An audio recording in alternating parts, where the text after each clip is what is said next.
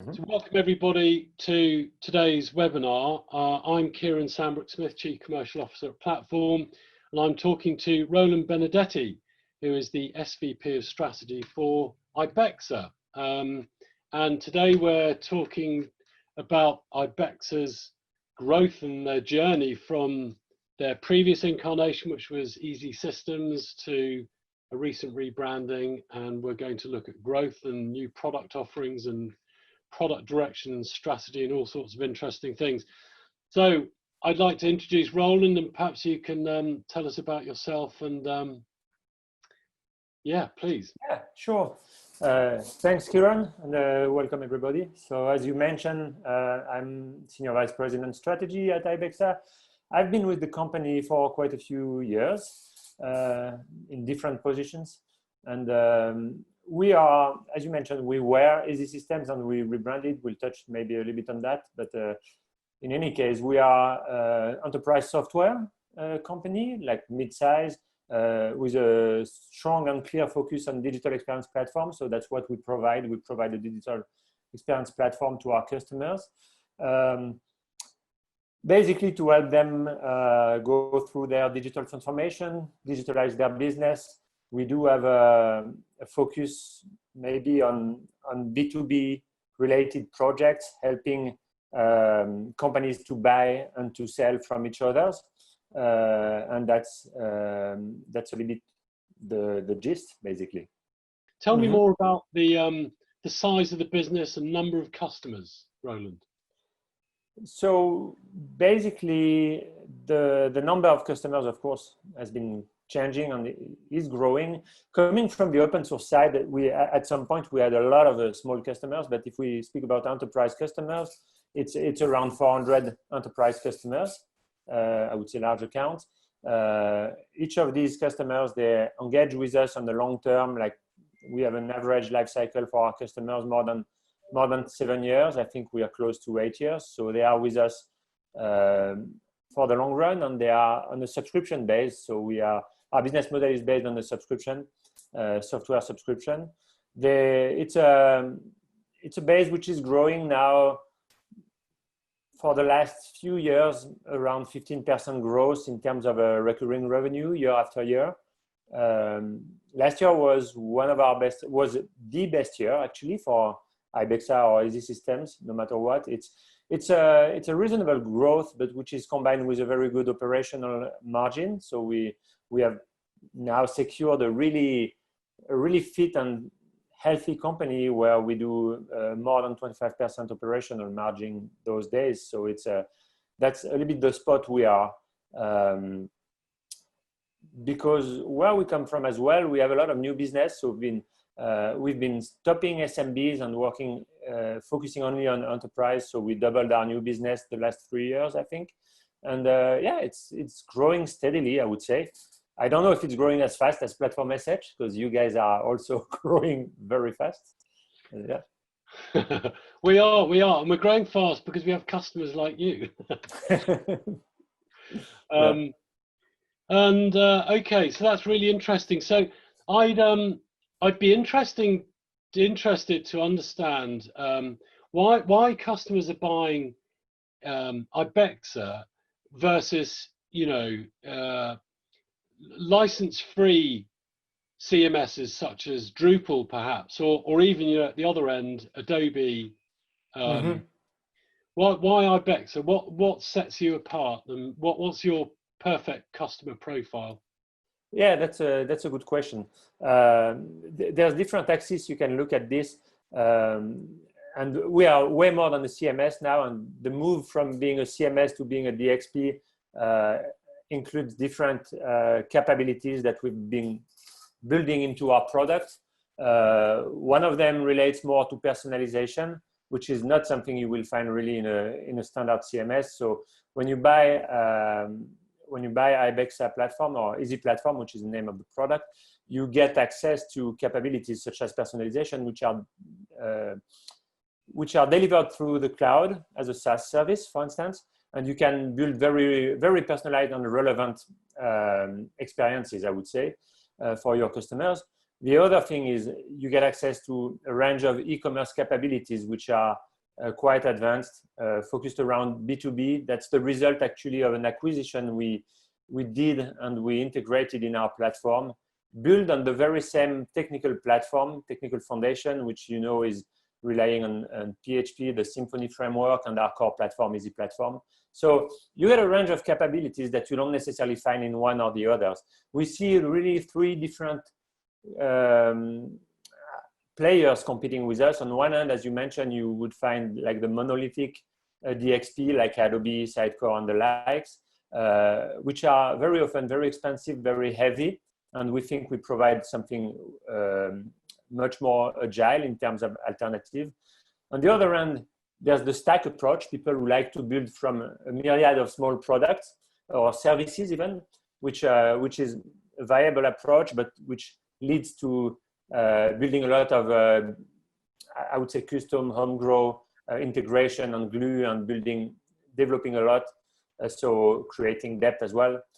And the last family we see as competitors, they are actually coming more from the e-commerce side. They are the vendors which are maybe more focused on B2B commerce, like Hybris or other players like Intershop, for instance, or Demandware, players from the commerce industry. So we actually have a lot in common with vendors from those three families. We are somehow in the middle of them, like trying to take the best of what they offer, certainly trying to be modular, very API driven, capable of dealing with complex projects, which is maybe one of the things that defines us. Actually, most of our projects are complex. They are not the simple web CMS project at all. They are more complex B2B, or not always B2B, but complex business cases.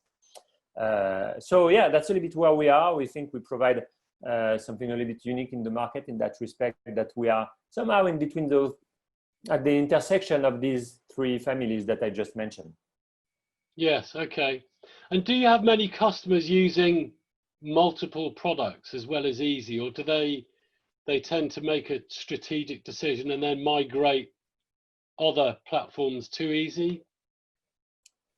Well, it depends for which case, for which use case. If you speak really about I would say the experience platform, like the website and the apps and the engine which is behind, which is what the digital experience platform is, our customers tend to consolidate on this. So our customers 10 years ago would buy us for a website, and now they buy us to build a digital platform.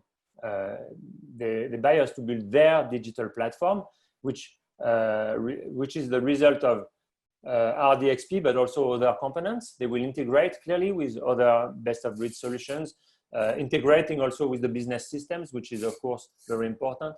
So, for instance, something we find all the time is that our customers, they always have marketing automation solutions as well. And we don't intend to replace the marketing automation. We don't intend to replace the CRM. We are purely the experience layer. So, Roland, I'd be really interested to understand your views on the general DXP CMS landscape and what appears to be a general direction of travel from CMS to DXP. Can you help me understand the differences and the drivers for moving from one to the other? Mm-hmm, sure. Well, I think CMS and DXP are DXP are coming from the CMS, not only, but there's a clear move on the market of vendors like us moving from CMS to DXP, and we are not pioneers here. You know that Sidecore, Adobe, and Acquia as well, but the DXP is much more than just the CMS. So when we would sell a CMS 10, 15 years ago, the goal of our customer was mostly to build a website, and was mostly to, I would say, just engage on the marketing side. And in some cases, the website was expected to do more. But if it would be e-commerce, for instance, they would buy actually an e-commerce solution, an e-shop. But for the CMS, they were expecting something that was just about engaging and communicating brand and product, but not much more, not really to conduct really business online or. That was the early years of digital transformation, was a lot about that. Now it's much more. Now everybody realized, especially with the COVID crisis, even more, that they need to transform more deeply their businesses. They need to do more online, and they need also to break silos between the engagement part, which was the marketing, and maybe the transactional one, and also the data that lives in their business systems. So the DXP is an evolution, taking it more from a, I would say, off-the-shelf CMS product approach to a platform approach. And I think that's important that it's called a platform, because it's something you build from. You will build your digital platform in the end as a customer. And it requires capabilities which go way beyond managing content. It requires capabilities which are transactional, which are about personalization, which are about selling, which are about capturing data. The CMS ended up to be much bigger than what CMS means as a word, like content management, managing the content. Actually, CMSs ended up having a list of features which goes beyond. And you know this because you work with a lot of CMSs, including Drupal is another example, just like us. They ended up building so many things, but at some point there's been this shift where I think companies and the market realized that actually they were building more than a website. They were creating more than content. They were creating experiences. They were building new business models, maybe. And that's a little bit the natural move. So this move means content is still key in the digital experience platform. It's really key, but you need other capabilities. Personalization is a very important one. Connectivity with the other systems is key as well, and was not that much important 20 years ago because it was siloed and they were like marketing was buying or the business side was buying, but now it's very clear that you need to integrate a lot. So the XP is also moving towards interoperability of the systems. And the last is commerce. Having the ability to really engage and transact online is part of the DXP, I would say, mission. Now might be a good point to ask you about the transition or the rebranding exercise that you've gone through. So, you know, I understand that CMS has its connotations in the mind of the buyer and your customers. Mm-hmm. The DXP is slightly different. I think you've just touched upon some of those reasons. It's a more broader, it's a more broader set of capabilities than just CMS. Yeah. And I've always understood the importance to positively position yourself rather than let your target market make the wrong assumptions about what you do and whereabouts you're positioned against your competition. So I'd be interested to hear about your thinking that drove the rebranding and exactly what you've done to reposition yourself. You know, about brand, I don't know. I think it's Jeff Bezos says something like, "Your brand is what your customers say about you when you're not in the room." And I think it's a great statement. The fact is that we changed. We know we changed, and our customers and our partners are telling us every day. We definitely changed from being this open source project in the beginning of the 2000s when open source CMS started to emerge on the market. So the Easy Publish, our legacy product, emerged in 2003, and Drupal and WordPress around this age.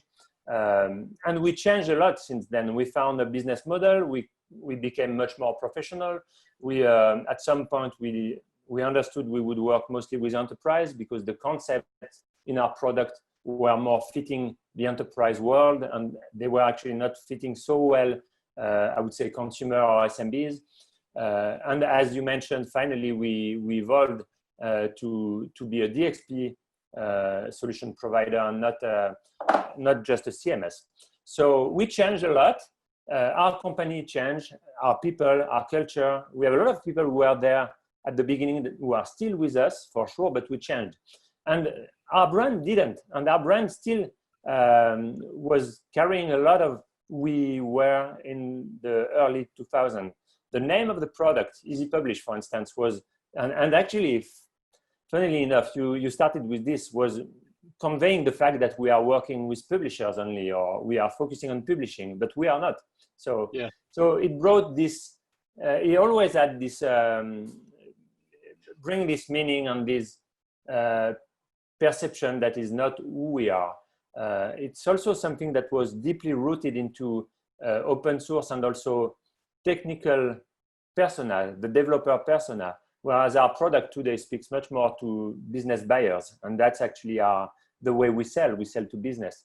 So it took us ages to finally pull the trigger and rebrand, but we've been discussing this, as far as I know, almost since when I joined the company in 2006, basically. So it's been always in the air. So yeah, that's the main reason. Is we had then milestone after milestone, we started to have good momentum. We basically understood what's starting now in 2020 is a new era for our company, and now was the good time to do this rebrand. Okay, yes, yeah, we understand that rebranding process. We've been through that ourselves, although we didn't hit the button on it. We went through the process. We looked at the pros and cons and decided to remain platform with our current name. There were some great new names that we looked at. So yeah, understand that. Maybe in a couple of years, you will give it a try. Maybe we'll come back to it in a couple of years. Yeah, absolutely. Yeah.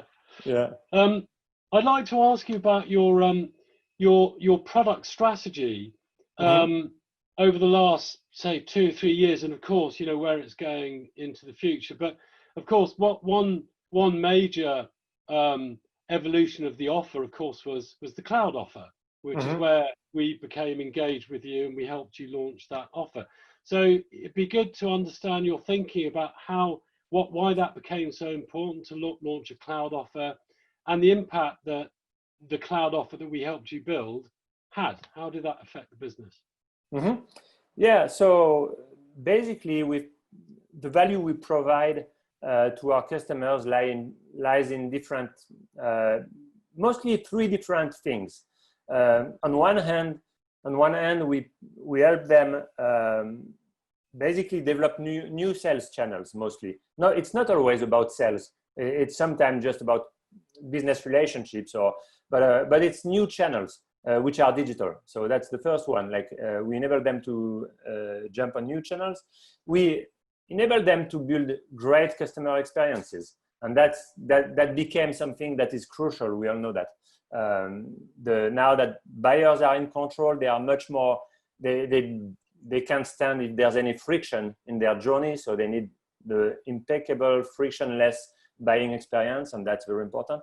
The last thing, which is maybe more at the organizational level and not at the user level at all, although could be debated, is about providing, I would say, business agility, which lies a lot into speed, providing speed for the company to test things. Because if there's one thing we all know about digital transformation, there's not a book about it that says how and where you will go. You don't know. Like no company knows where its digital transformation will take it. So you need to transform your company now with digital, and everybody understands that, but nobody knows really what's the end point. And so it's about innovation, it's about testing, it's about going fast. And if to realize that an idea actually fails takes 9 months or 12 months, like it used to take in the old traditional way of deploying CMSs on your own premises, on your own hardware, then you're up for some serious troubles, or you will be seriously behind, I would say. You need to be able to launch projects and test them very quickly. And in a matter of weeks, being able to already get some signs if it's positive or not, and to adjust your strategy.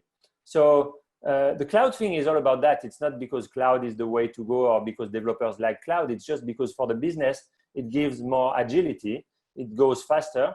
It goes also towards better quality, I would say, results.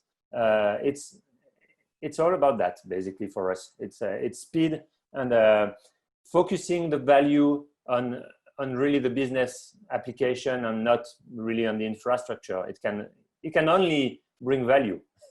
Yes.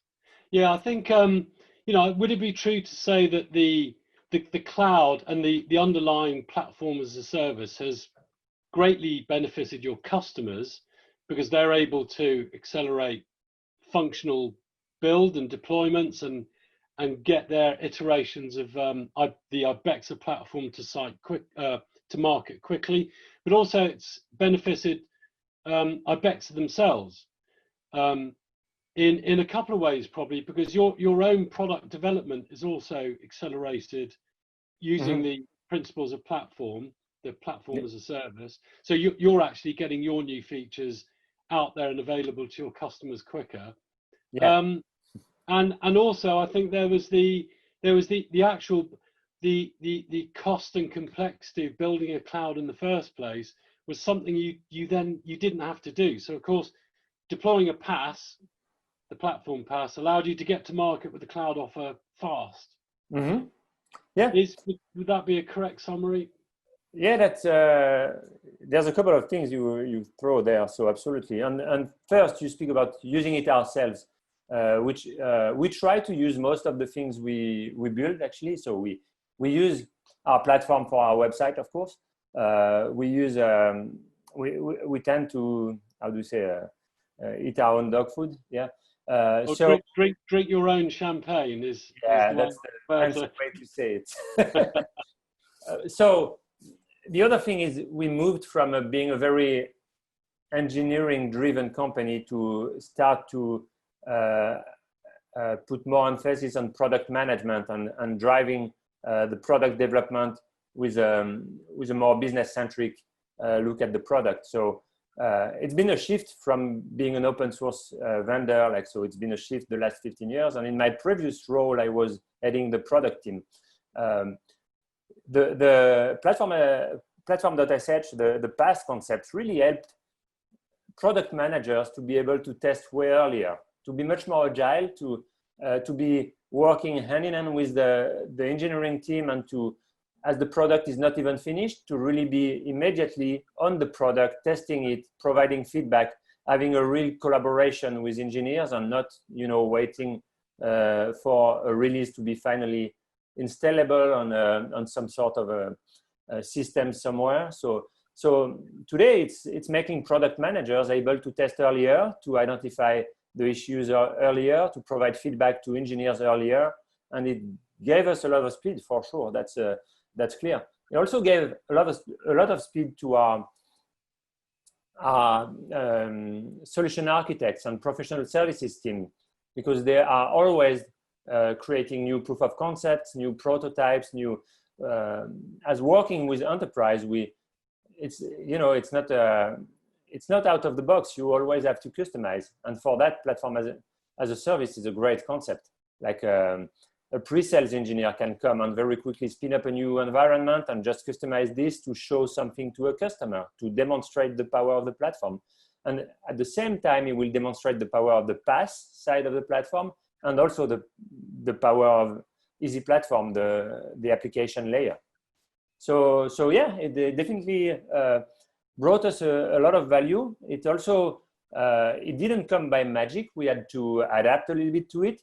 We had to work a lot on creating also buy-in across the teams, and it's been an important change in how we build product for sure. Yeah. And you need to.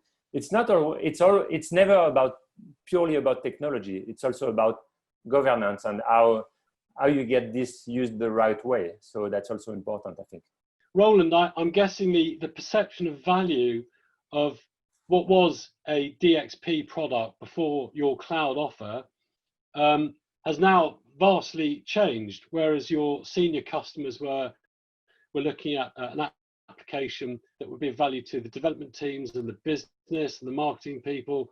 Now the cloud offer essentially relieves your customer of managing applications in the cloud and taking care of all that cost and complexity and additional teams that would previously have been required to run that system. No, that's correct. It's it's speaking much more to the business actually. Even if it's a technical product, it's definitely like going up the ladder and like being able to address like questions about the operation, like that are quite important. Also, it's also reducing the number of vendors, and and getting rid of this very classic like hot potato games between the application and the infrastructure when things are not working. So being able to provide the whole thing by ourselves, and you and us, we have to manage the operation so that it runs well. But for the customer, they are removed from this complexity basically. So it's definitely speaking much more to the C-level because they see it as a more global solution to their transformation. So Roland, the cloud offer you have at the moment is fantastic, and it seems to have made a big impact on the business. It's not the first time you've launched a SaaS offer. So going back a number of years, you launched a previous SaaS incarnation, and that turned out to be quite a steep hill to climb. Can you tell me more about that first time round? Yeah. It's a good question. There's been a little bit of a journey for us when it comes to cloud. The very first thing that we launched was probably around like 8 or 9 years ago. I don't really remember, but and it was SaaS. You're right that at some point we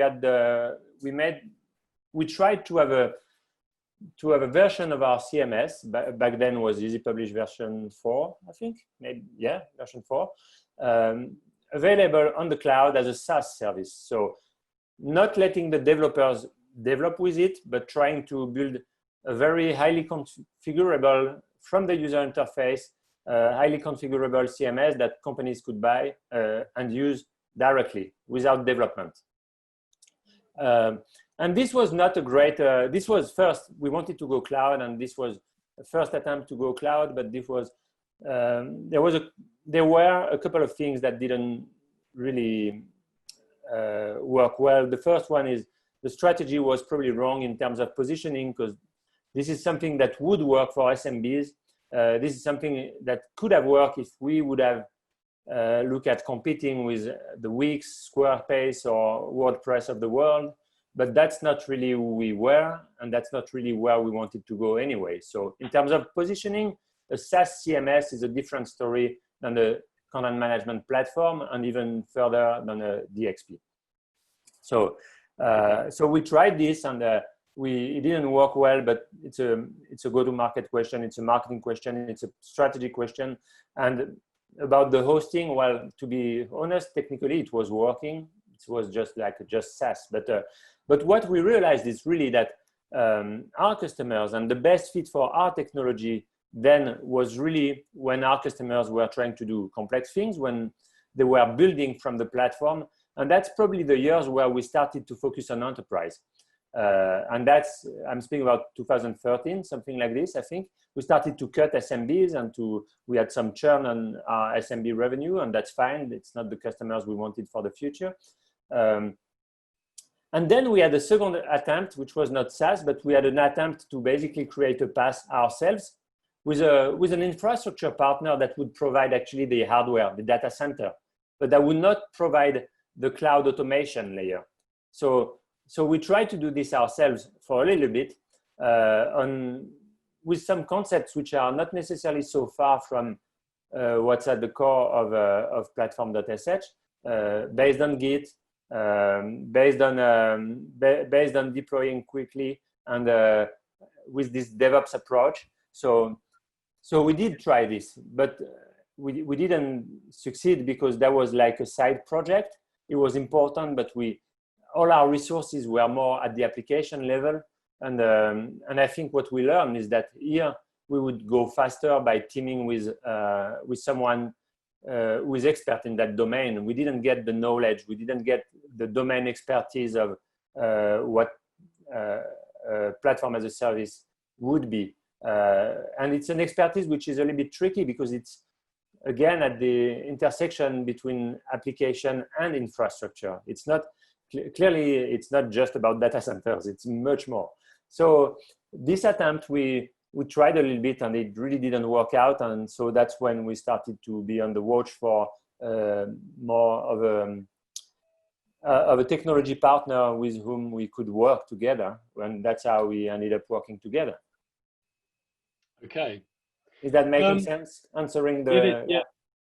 Yeah, no, it is. Yeah, I've got another question actually on the impact of the cloud offer. Mm-hmm. Must have affected your business in a number of ways. For a start, being able to sell your DXP in the cloud surely must have won you customers that you wouldn't otherwise have won, because maybe they'd have bought somebody else's DXP in a cloud offering. So you've got new customers you wouldn't otherwise have won. Mm-hmm. I'm guessing that the deal values are bigger, so there's extra revenue line items around the hosting and PaaS services, which wouldn't otherwise have been there with a license-only sale. Mm-hmm. And of course, all of that acceleration in new customers and gross margins must be having an impact on your company valuation. Absolutely, all you said is true. That was probably not really the case 10 years ago, but now there are customers who would not even consider something which cannot be provided on the cloud. There are also some customers actually who are looking for SaaS. They are kind of idealistic, and they think they can actually just buy a DXP which is pure SaaS. And then we got into explaining what building your digital experience is, and why it's not something that can be, no code at all. You will always need to have developers doing things. You just need to empower them to do as less code as possible, but there is and there will be code to customize for sure. So then those customers who are just, I want to buy SaaS, they can understand and go to PaaS, especially because they will still deal with one single vendor. They will just have all the benefits that they need, but they will not have to deal with the technicality of building the infrastructure themselves. So that's fine. And those are customers we will not get otherwise. That's for sure. Correct. And then, yeah, indeed, there's additional revenue stream that comes from the hosting value, basically the part that we share, and that's only positive for our company. Absolutely. Okay, great. Roland, it would be good to hear about the company's plans and the future product direction, and what are the exciting things on the roadmap that you can tell us about? There's plenty. So one of the big thing is in January we purchased e-commerce technology from one of our long-term integration partner, Silver Solutions. So we purchased the software, the e-commerce software that they actually built on top of our platform. So it's not like we're buying a product which is totally different than our platform. We are buying an e-commerce layer that was developed on top of our platform, and it's very important for us because we want to remain a very compact and very healthy platform. And now we are in the process basically of totally integrating this in our platform as a core set of capabilities, and to extending it further. And the direction here is clearly about helping complex business-to-business cases.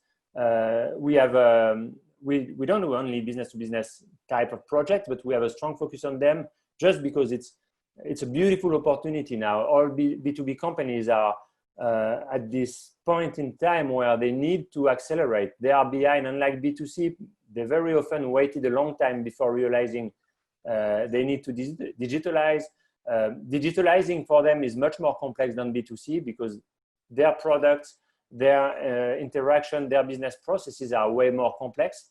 And now they need to build this digital platform to invent and create their future digital successes. So a lot of the features we bring in the platform, they are revolving around this, of course, on the cloud, around transactional, but also around content and personalization. Integrating a lot with external sources of data is very important. So connectivity and packaging this in a very compact product running on the cloud, clearly. So yeah, that's the direction, basically.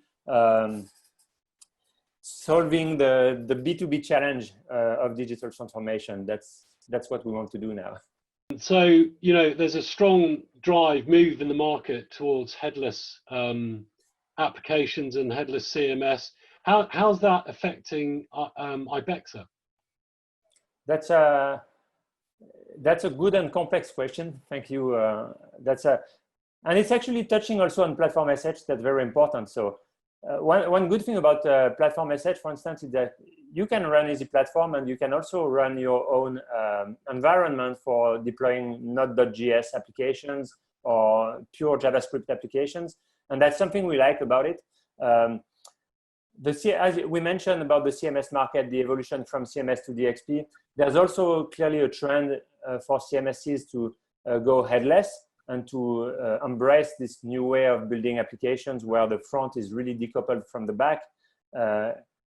In our understanding and in our approach, headless is a very good option, and our platform can be used actually in both ways. So as we position ourselves as a platform which should be or will be used in most cases for many different projects or initiatives, we see that some of those projects, they are extremely good fit for a headless deployment. So in that case, the DXP platform and the content repository and the content engine might be totally used in a headless way where everything is done through remote APIs using GraphQL, and you might have a front-end application which is developed using Node.js and which is